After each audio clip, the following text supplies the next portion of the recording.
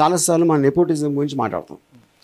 ఎందుకంటే ఆల్రెడీ ఆ స్టార్కి ఇంత బేస్ ఉంది కాబట్టి ఇంత వాళ్ళందరూ అయినా చూస్తారు అని ఒక ప్రొడ్యూసర్కి ఒక కాన్ఫిడెన్స్ వచ్చి ఇస్తాడు. అంతేగాని అతను బలవంతం ఎవరు చేయరు. That is not how it works. Okay, so ఆ కైండ్ ఆఫ్ ఇండివిజువల్ పాపులారిటీ అనేది వేరే వేరే వాళ్ళకి వేరే వేరే రేంజ్లో ఉంటుంది. ఇప్పుడు మీరు చెప్పినట్టు సోషల్ మీడియాలో ఇన్ఫ్లుయెన్సర్స్ లేకపోతే ఇన్స్టాలో పాపులర్ అయిన కొంతమంది ఉంటారు, కొంతమంది అవ్వరు. కానీ మీరు ఎప్పుడైతే వాళ్ళిద్దరిని మీకు తెలిసిన అతను మీకు తెలియని అతను ఇద్దరిని పక్క పక్కన అదే చేసినప్పుడు చూస్తే ఆటోమేటిక్గా మీకున్న దాంట్లో ఎందుకు మీరు ఇంట్రెస్టెడ్ పార్టీ కూడా కాదు, మీరు ఫైనాన్షియల్ కాదు, మీరేం ప్రొడ్యూస్ చేయట్లేదు సినిమా, మీరు కేవలం నిజాయితీతో నీకు ఇది నచ్చిందా అనే దాంట్లో మీరు కంపేర్ చేస్తున్నారు. కాబట్టి అక్కడ కరప్షన్కి లీజ్ ఛార్జ్ ఉంటుంది. అంటే ఫిల్మ్ ఇండస్ట్రీలో ఏం చేస్తారు, ఇంత ఫాలో ఉంది కాబట్టి అంతమంది వస్తారు అని వాళ్ళని పెట్టేద్దాం అనేది ఒక dishonest way of looking at it ఉంటుంది. అది అంటే జనరల్గా ఏంటంటే ఇప్పుడు ఒక ఉప్పల బాలు గారిని ఒక 2 సినిమాలు తీసిన హీరోని పెడితే ఎక్కువగా లైక్లు వచ్చేవి ఉప్పల బాలు అని, ఎందుకంటే ఆ టైప్ ఆఫ్ ఉన్నది. సో అలాంటప్పుడు మరి ఇలాంటి వ్యక్తులకి కొంచెం న్యాయం జరిగేది ఉండదేమో అని opinion sir. I don't think so. ఎందుకంటే ఇప్పుడు నేను ఫస్ట్ ఆఫ్ ఆల్ నేను నంబర్స్ ఎక్కువ వేస్తున్నాను. ఇప్పుడు సపోజ్ ఒక ఉదాహరణకి నేను ఒక 30-40 పెట్టాను అనుకోండి ఫొటోస్, దాంట్లో ఎంతమంది తెలిసిన వాళ్ళు ఉంటారు. ఫస్ట్ ఆఫ్ ఆల్ ఆ ఇన్ఫ్లుయెన్సర్స్ వస్తారా ఈ కాంపిటీషన్ నాకు తెలియదు, వచ్చారు అనుకోను. కానీ ఇక్కడ ఏంటి, మనం ఆల్రెడీ ఒక లైన్ ఇస్తున్నాం, స్టోరీ లైన్, ఈ లైన్కి ఇలాంటి కైండ్ ఆఫ్ క్యారెక్టర్కి సరిపోయి అది ఆ దృష్టితో చూస్తారని ఒకటి. ఇంకోటి, వాళ్ళకి ఎవరైతే తెలిసిన మొహం ఉందో వాళ్ళిద్దరికి కనెక్షన్ లేదు అబ్సల్యూట్గా. అప్పుడు అతను ఇన్ఫ్లుయెన్స్ అవ్వడానికి కనెక్షనే లేదు. But for some reason if they like him which is well and good, ఎందుకంటే this is open for everyone. మనం ఇంత చాయిస్ ఇస్తున్నప్పుడు దాంట్లో ఎవరైనా తెలిసిన వాళ్ళు ఉంటే వాళ్ళు ఎక్కువ మందికి నచ్చారు అంటే దాన్ని ఎలా నేను I can't what you call disregard that. Yeah sir. Hi sir, myself Vinay from Monsters. Yeah. And I want to know the differences between the resources and technical aspects knowledge. అంటే కొంతమంది దగ్గర రిసోర్సెస్ ఉండకపోవచ్చు, but అలాంటి వాళ్ళకి ఆర్జీవిడన్ ఏ విధంగా help అవుతుంది ఇలాంటి talent లో కావడానికి? రిసోర్సెస్ అంటే just give me an example. Okay, అంటే సార్ ఇప్పుడు 24 క్రాఫ్ట్స్ ఉండొచ్చు, సో వాళ్ళ దగ్గర ఒక డిఓపి ఎడిటర్ అవ్వచ్చు, సో వాళ్ళ దగ్గర ఒక మంచి కంప్యూటర్ లేకపోవచ్చు, మంచి కెమెరా లేకపోవచ్చు, వాళ్ళ క్వాలిటీ అవుట్పుట్ చూపించడానికి. అండ్ మోర్ దెన్ ఒకరి దగ్గర మంచి రిసోర్సెస్ ఉండొచ్చు, but he don't know about the what is the technical aspects knowledge. So అలాంటప్పుడు ఆర్జీవిడన్ లోకి వాళ్ళిద్దరు వచ్చినప్పుడు వాళ్ళిద్దరికి ఎలాంటి అవేర్నెస్ క్రియేట్ చేస్తారు? సో ఐ టెల్ యూ, ఇప్పుడు ఇక్కడ ఇప్పుడు అంటే ఇది డైరెక్షన్కి సంబంధించింది మెయిన్గా చెప్పేది. ఇప్పుడు ఏంటంటే నేను ఒక చిన్న టెస్ట్ లాగా సత్యాలో నేను తీసిన ఒక scene I put it out and అది ఇది మీ పాయింట్ ఆఫ్ వ్యూలో కంటెంట్ సేమ్గా ఉండాలి. మీరు లొకేషన్ మార్చచ్చు, క్యారెక్టరైజేషన్స్ మార్చచ్చు, డైలాగ్ మార్చచ్చు, but overall content should be similar అని నాకు టెస్ట్ పెడితే మాకు ఒక 25-30 సబ్మిషన్స్ వచ్చినాయి. దాంట్లో at least 4 are far better than what I shot. నేను తీసిన దానికన్నా చాలా చాలా బెటర్గా ఉంది 4. సో ఇక్కడ నా పాయింట్ ఏంటి, వాళ్ళు ఎవరు ఎక్కడ తెలియదు నాకు. వాళ్ళ దగ్గర రిసోర్సెస్ లేవు. వాళ్ళు సెల్ ఫోన్ కెమెరా ఇంపక్క కెమెరా తీసుకొని చేశారు. Absolutely zero cost they did and with effect. అక్కడ నేను ప్రొడక్షన్ వాల్యూ చూడబోట్ల, ఎంత బాగా తీశారు, లొకేషన్ బాగుందా, ఆర్ట్ డైరెక్షన్, కంటెంట్ ఏంటి, డైరెక్షన్ అంటే పర్ఫార్మెన్సెస్ ఎలా చేయించాడు, ఎడిట్ ఎలా చేశాడు, ఎలాంటి బ్యాక్గ్రౌండ్ స్కోర్ వాడాడు, ఫైనల్ ఎఫెక్ట్ ఏమో వచ్చింది అనేది చూసి ఆ టెస్ట్ పాస్ అయినప్పుడు ఐ కాల్ దెమ్. ఆ 4 నేను డెన్కి పిలిచాను and we are presently working with them on various projects. Yeah sir, one more thing, అంటే మెయిన్గా ఫిల్మ్ అనేది ఎప్పుడు కూడా సార్ క్రియేటివ్ స్పేస్ లో ఉంటుంది ఎప్పుడు కూడా సినిమా అనేది. సో ఎప్పుడు కూడా మ్యూచువల్ అండర్స్టాండింగ్ తోనే ఒక మ్యూచువల్ కొలాబరేషన్ తో అందరూ కూడా కొలాబరేట్ అవుతూ ఉంటారు. సో అందుకనే డైరెక్టర్స్ కానీ యాక్టర్స్ కానీ అంత మంచి పర్ఫార్మెన్స్ కొన్నిసార్లు వస్తుంటాయి. ఇఫ్ ఇన్ కేస్ ఒక మంచి యాక్టర్ కి చాలా ఎక్కువ లైక్స్ వచ్చాయి, ఒక మంచి డైరెక్టర్ ఎక్కువ లైక్స్ వచ్చాయి, బట్ వాళ్ళిద్దరికి మ్యూచువల్ అండర్స్టాండింగ్ లేకపోతే ఆర్జీవిడన్ ఏ విధంగా వాళ్ళకి హెల్ప్ చేస్తుంది? మెయిన్ మ్యూచువల్ అండర్స్టాండింగ్ అంటే మీరు అనేది ఏంటంటే ఇప్పుడు యాక్టరు ఆ డైరెక్టర్తో నేను చేయను, లేకపోతే డైరెక్టర్ యాక్టర్తో చేయను. ఐ ఫీల్ అంటే ఇప్పుడు ద హోల్ ఐడియా ఇందులో ఉన్న వాళ్ళందరూ కూడా దీనికి సబ్మిట్ అవ్వాలి. ఇప్పుడు నేను యాజ్ ఎ ప్రొడ్యూసర్ నేను ఒప్పుకుంటున్నా ఆడియన్స్ చెప్పిన వాళ్ళకి తీస్తాను. అప్పుడు ఆ డైరెక్టరు నేను నాకు నచ్చిన వాళ్ళని తీస్తానంటే it is completely going against the concept of your films. అప్పుడు యువర్ ఫిల్మ్ నుంచి తీసేసి అతన్ని ఆ డైరెక్టర్ని నువ్వు వేరే యాక్టర్తో మాట్లాడుకుని తెచ్చుకుంటాను. సార్, ఇప్పుడు 150 కోట్ల మంది ఉన్న భారతదేశంలో ఇప్పుడు ఇదంతా మేము చేస్తామని చెప్తున్నారు. ఇప్పుడు ఇందులో చాలా ఎక్కువ మెంబర్స్ వచ్చారు సార్. మీరు ఎలా ప్రొడ్యూస్ చేయగలరు అంతమందిని? మీకంటే ఒక లిమిట్ ఏమైనా పెట్టుకున్నారా? నేను ఇన్ని సినిమాలే తీస్తాను. అది ఐ థింక్ ఇప్పుడు ఇది ఒక్కొక్క సీజన్ కూడా ఉంటుంది. ఏం చెప్పాను, ఒకసారి అయ్యాక బెస్ట్ డైరెక్టర్, బెస్ట్ యాక్టర్, దానికి ఒక టైం లిమిట్ పెడుతున్నాం. ఓకే, మీరు స్టార్ట్ అయినప్పటి నుంచి ఈ మంత్ లో ఈ డేట్ వరకే సబ్మిషన్స్ ఉంటాయి. ఓకే, అక్కడ అయిపోతుంది. ఓకే, దాని తర్వాత we are going to the video. Okay, అది సారీ ఆ షో, ఆ షో తర్వాత ఆ ఫిల్మ్. అది ఈ ప్రాసెస్ అవ్వగానే మళ్ళీ సెకండ్ ఫేజ్ స్టార్ట్. ఇప్పుడు దానికి బడ్జెట్ RGV10 నుంచి వాళ్ళ ముందు సెలెక్ట్ చేస్తారు. సెలెక్ట్ చేసిన వాళ్ళకి ఒక్కొక్క కాన్సెప్ట్ వాళ్ళు చెప్తే దానికి బడ్జెట్స్ RGV10 ప్రొడ్యూస్ చేస్తా sir. Yeah okay, so budget అనేది it depend upon the subject matter choosing. అది వేరే వేరే డిఫరెన్సెస్ ఉండొచ్చు. అంటే ఇప్పుడు మీరు అంటే ఇప్పుడు ఒక పెద్ద ఆల్ క్రియేటివ్ డెసిషన్స్ ఆడియన్స్ తీసుకుంటారు, ఓన్లీ ప్రొడ్యూసింగ్ మాత్రమే RGV10 చేస్తారు. ఓకే, మొత్తం డెసిషన్స్ అన్ని బయట వాళ్ళు తీసుకుంటారు, ప్రొడ్యూసర్ మాత్రమే మీరు చేస్తారు. ఆ కాన్సెప్ట్ ని ఫైనల్ చేసేది ఎవరు సార్? ఓన్లీ ఆడియన్సే. మళ్ళీ ఏ కాన్సెప్ట్ ఇప్పుడు ఎవరైతే చెప్తారో మీరు ఒక కాన్సెప్ట్ చెప్తారు సార్, దాని ఫైనల్ అవుట్పుట్ కి ఇది కాన్సెప్ట్ అనేది we are just giving a story line 2 lines లో ఉంటుంది. ఓకే, అంతగానే ఉండదు. అండి బయట వాళ్ళే కాకుండా బేసిక్లీ ఇది ఒక్కటే ఐ వాంట్ టు ఫినిష్.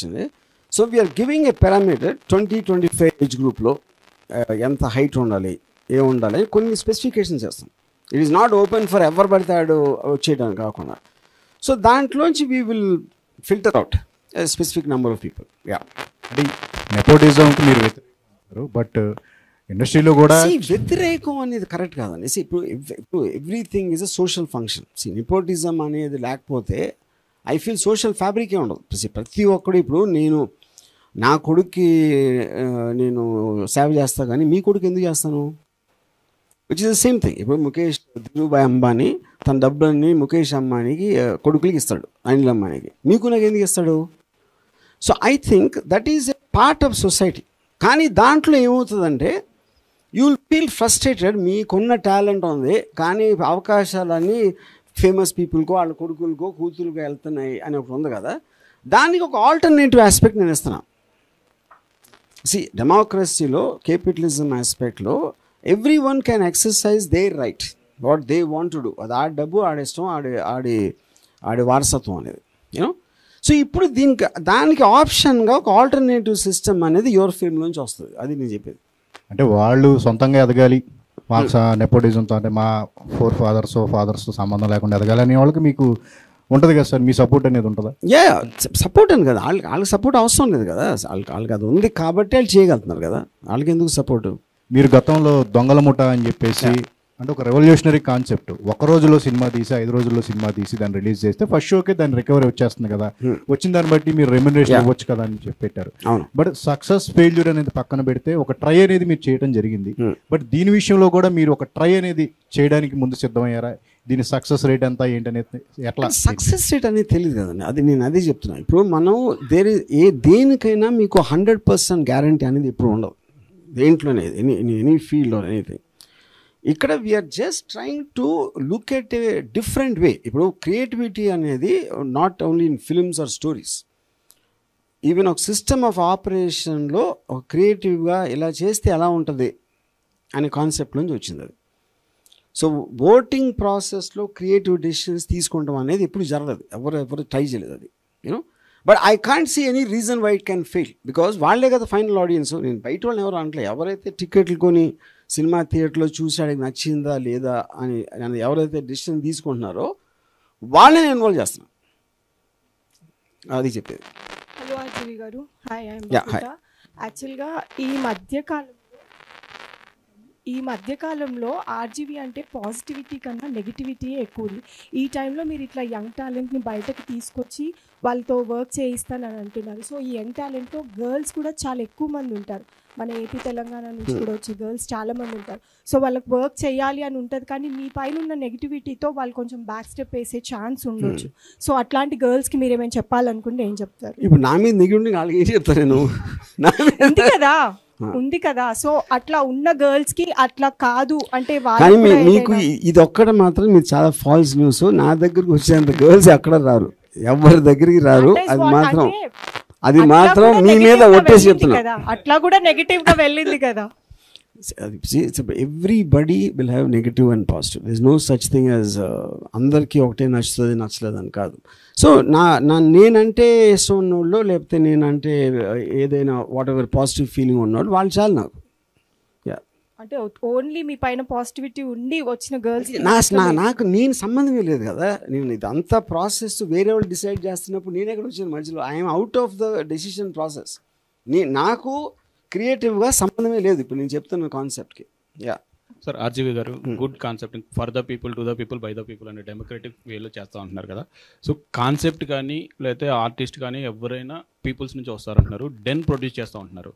ఇది కాకుండా ఫర్దర్గా రేపు క్రౌడ్ ఫండింగ్లో కూడా ఏమైనా యాక్సెప్ట్ చేస్తారా? అంటే క్రౌడ్ అందరూ వచ్చి ఇచ్చేసిన క్రౌడ్ ఫండింగ్ అనేది there some complications related to ఇప్పుడు సేబీ ఆస్పెక్ట్లో అలా చేయడానికి. సో అది we are working out the details. So I'm not very clear about it right now. So అందుకనే సెకండ్ ఫేజ్ అంటున్నా. బట్ నా ఫైనల్ గోల్ ఏంటంటే total thing by the people for the people, total creative process, production process and also release process, so everything to be done among the people. That is what my final goal which I want to reach. Yeah. Hi sir. Yeah sir. Hi sir. Yeah, hi sir, this is Shruti. Sir అప్పట్లో 90sలో RGV గారు అంటే హీరోల కంటే ఎక్కువ craze ఉండేది. So ఇప్పుడు RGV గారు అంటే అందరూ బూతు సినిమాలు తీస్తున్నారు అలా అని అందరూ అనుకుంటున్నారు. సో దానికి మీరేం చెప్తారు? దానికి 1116 సార్లు చెప్పాను. మళ్ళీ ఇప్పుడు నేను చెప్పే ఓపిక నాకు లేదు. తర్వాత మీరు వస్తే నేను మీ చెవులో చెప్తాను. ఓకే సార్, మళ్ళీ ఏమన్నా మీరు అంటే యాక్టర్గా ఏమన్నా చేయబోతున్నారా? అంటే డైరెక్టర్గా కాకుండా? నో కానీ అది ఇప్పుడు అంటున్నా, మరి సాయంత్రం నా మూడు మారు. Sir hello sir, this is Keerthana from Politicos. Sir యాక్చువల్గా మీరు ఇప్పుడు పీపుల్ కోసం అంటే పీపుల్ వాల్యూస్ తీసుకొని పీపుల్ ఒపీనియన్స్ తీసుకొని చేస్తున్నారు అంటున్నారు కాబట్టి ఒక కామన్ మ్యాన్ తరఫు నుంచి వాళ్ళ లైఫ్ స్టైల్ కానివ్వండి, లేకపోతే వాళ్ళ మేనరిజం కానివ్వండి, వాళ్ళలో నచ్చిన ఒక పాయింట్ తీసుకొని ఈ యువర్ ఫిలింలో అంటే your film itself is common people values కదా, సో ఏమన్నా చూపించిపోతున్నారు అలా? First of all no common people wants to become common, he wants to become extraordinary. Aspiration అనేది ప్రతి ఒక్కడికి అన్కామన్ అవ్వాలని ఉంటుంది. అందుకని అతను కామన్ మ్యాన్కి చూపెడితే అతనికి నచ్చదు. So the point of film is about entertainment, it's a story, it is a particular subject matter దాంట్లోంచి వస్తుంది. అంతేగాని కామన్ మ్యాన్కి ఉన్న ప్రాబ్లమ్స్ హైలైట్ చేయడానికి నా లైఫ్లో చేస్తేనే సినిమా తీయను.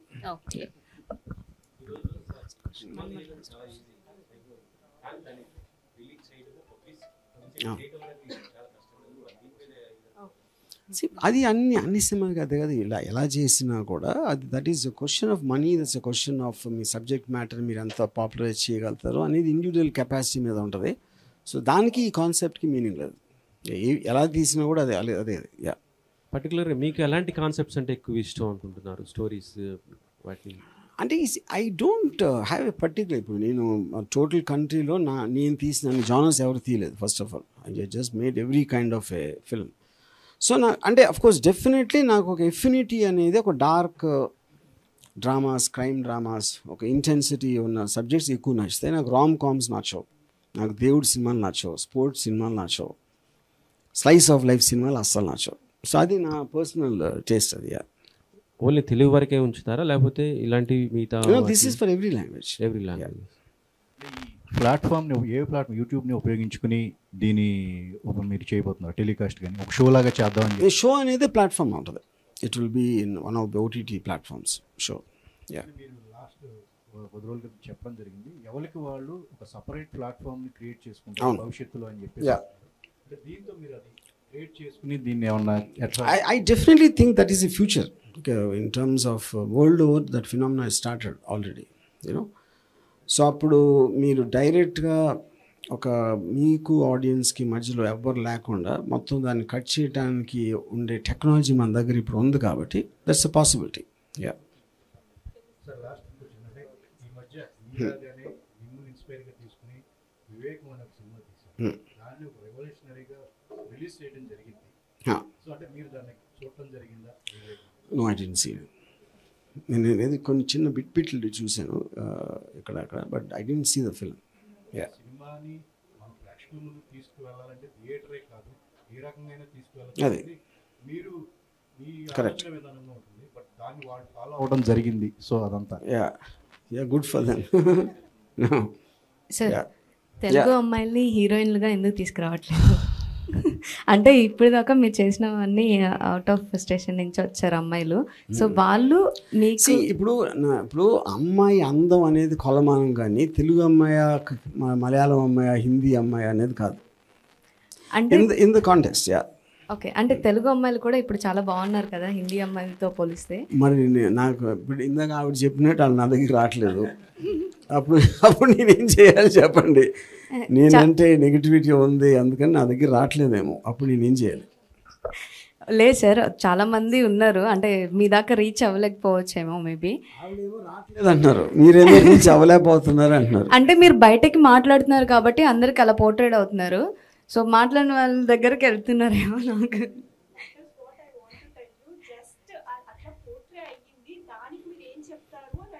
పోర్ట్రే అయ్యిందని మీ మైండ్లో ఇది, నాకు అవ్వలా. అది నేను చెప్పేది. అది ఇప్పుడు ఎవరు విన్నది వాళ్ళు అదే నిజం అనుకుంటారు. నేను అది వినలేదు కాబట్టి నేను అనుకోవట్లా. సార్ నెక్స్ట్ సార్ మీరు ఇప్పటి నుంచి పొలిటికల్ సినిమాలు ఏం చేయను అని చెప్పారు కదా. సో అంటే ఇప్పటిదాకా మీరు ఈ సినిమాలు చేపట్టి కొంతమంది స్టార్ హీరోలు మీతో వర్క్ చేయాలనుకున్న దూరం అయి ఉండొచ్చు. ఒకవేళ ఇప్పుడు మీ డిసిషన్ కరెక్ట్ అని భావిస్తే వాళ్ళు మీతో చేయాలనుకుంటే, తెలుగు మన స్టార్ హీరోస్ చేయాలనుకుంటే ఇది నేను చాలాసార్లు చెప్పాను. స్టార్ హీరోలతో చేసే కెపాసిటీ నాకు లేదని చాలాసార్లు చెప్పాను. ఎందుకంటే వాళ్ళకున్న ఇమేజ్, వాళ్ళకున్న ఫ్యాన్ ఫాలోయింగ్, వాళ్ళ బేసు, వాళ్ళు ఎక్స్పెక్ట్ చేసేది నాకు దగ్గర కెపాసిటీ లేదన్నా. నేను చెయ్యను, అట్లా చెయ్యలేను. చాలాసార్లు చెప్పేది. నేను కేవలం ఒక రియలిస్టిక్ జానర్ ఆఫ్ ఫిలిమ్స్, నాకు నచ్చిన ఒక డార్క్ సబ్జెక్ట్స్ అలాంటివి చేశాను మోస్ట్లీ నేను. సార్ ఇందాక మీరు పారామీటర్స్ అనేవి కొన్ని ఫిక్స్ చేసుకుని ఉంటాం, దాన్ని బట్టి తీసుకుంటున్నారు సార్. అది ఐడియా టు ఐడియా చేంజ్ అయిపోతుందా, లేదంటే అందరికీ అన్ని ఐడియాస్కి ఒకటేలా ఉంటుందా sir?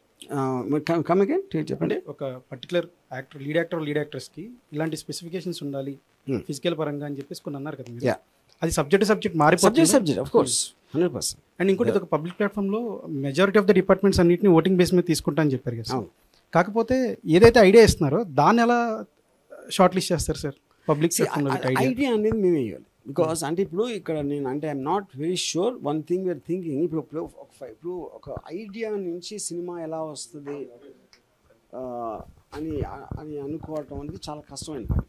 Because that's a growing process. Idea నుంచి సినాప్సిస్ వస్తుంది, సినాప్సిస్ నుంచి స్క్రిప్ట్ వస్తుంది, అది ఎవల్యూషన్ ప్రాసెస్. యూనో అక్కడ ఏమవుతుందంటే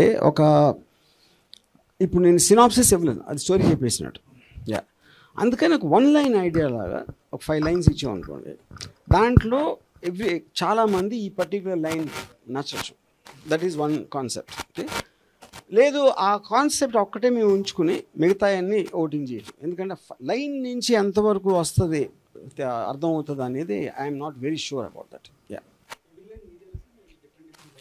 నా లైన్స్ వేరే ఇవ్వచ్చు. నాకు తెలిసిన రైటర్స్, లేకపోతే నేను ఎక్కడో చదివానో, లేకపోతే నేను ఎప్పుడో చూసిన సినిమాల నుంచి ఒక లైన్ అవ్వచ్చు, ఒక నవల్ నుంచి అవ్వచ్చు. నాదే అంటే అన్నీ నేనే చేస్తానని కాదు కదా. It not necessary that originally was created. నా సినిమాలు కూడా అన్ని కాపీయే. ఏది ఒరిజినల్ సినిమా నా లైఫ్లో తెలియదు ఇప్పుడు. ఫేజ్ 1లో డౌన్ ది లైన్ 1 year 2 yearsలో థియేటర్ రిలీజెస్ ఎట్లా ఉంటాయండి? అంటే మంత్లీ ఒకటి ఉండొచ్చా? ఎలా ప్లాన్ చేస్తున్నారు సినిమా కానీ? I can't say that time period. What I'm committing is, ఎవరైతే గెలిచారో ఫైనల్ దాంట్లో అది సినిమా అయిపోయి 6 months లోపల రిలీజ్ అవుతుంది.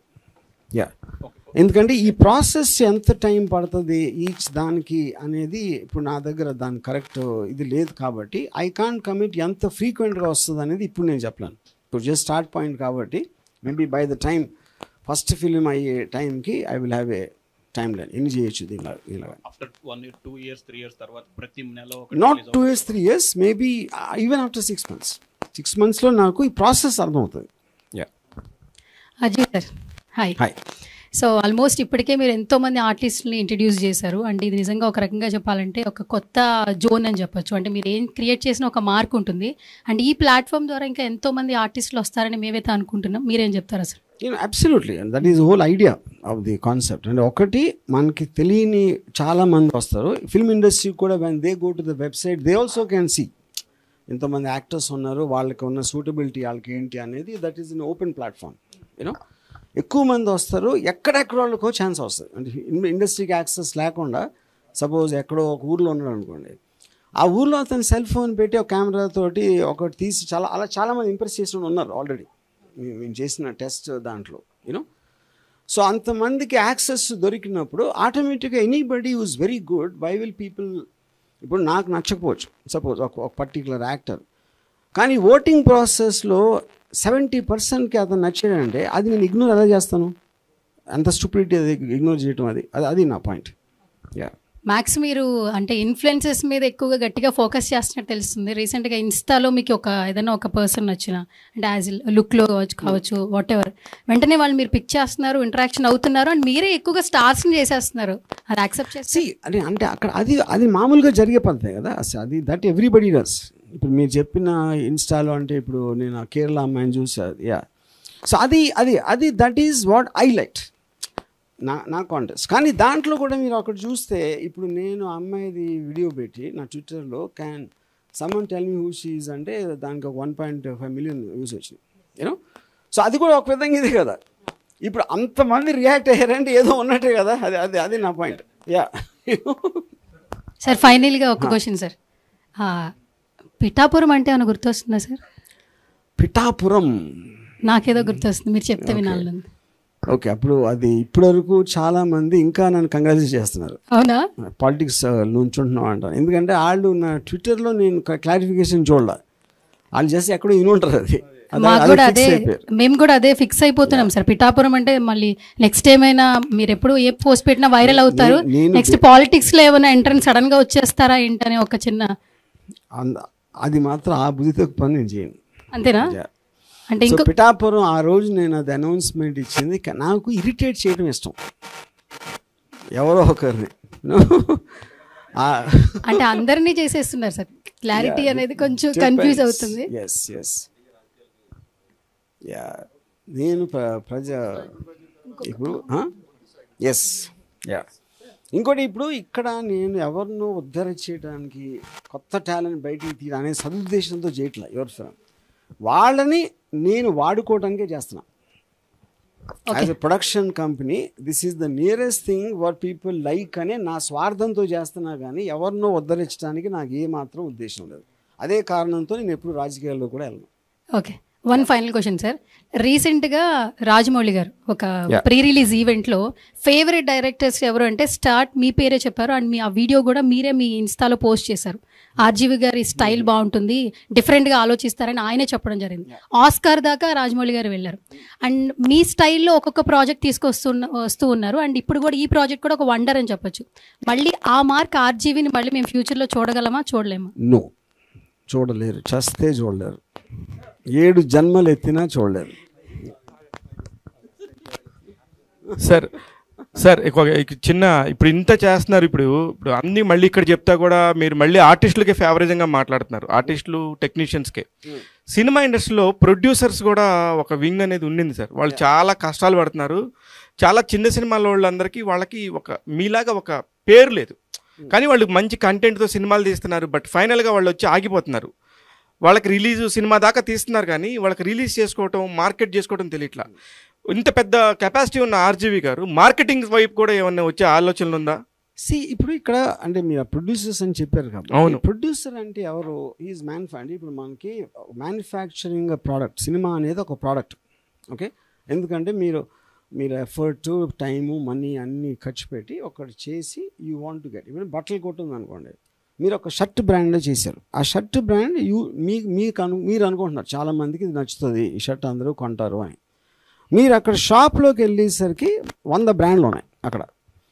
ఆ షాప్లో ఉన్న 100 బ్రాండ్లో దొరికే వాటిలో షాప్ ఓనరు ఏమనుకుంటాడు, అరే ఇది ఎవడో కొండు, ఇది కొంటాడు. ఆడికి లిమిటేషన్ ఉంటుంది, స్పేస్ లేదు. సో వాడికి ఉన్న స్పేస్లో వాడికున్న నమ్మకంతో ఆడుకున్న 5 6 ముందు పెడతాడు, కొన్ని కింద పెడతాడు, కొన్ని అసలు రానిడు షాప్లోకి. That is exactly what happens. మీరు చెప్పే ఆ నలుగురు అని చెప్తారు చూడండి, ఇప్పుడు దిల్ రాజు, మన సురేష్ బాబు, అది కూడా it's a very big misconception. థియేటర్లకి సినిమా ఇండస్ట్రీకి సంబంధం లేదు. థియేటర్ అనేది ఇట్ ఈస్ ఎ షాప్. ఇది factory. Manufacturing, sales counter, they are completely different things. Okay, అప్పుడు ఆ సేల్స్ కౌంటర్ గురించి అర్థం అవ్వకుండా మీరు మ్యానుఫ్యాక్చర్ చేస్తే ఎవరు మూర్ఖత్వం? అది మ్యానుఫ్యాక్చర్ మూర్ఖత్వం. యా, అది పాయింట్ అక్కడ. Yeah sir sir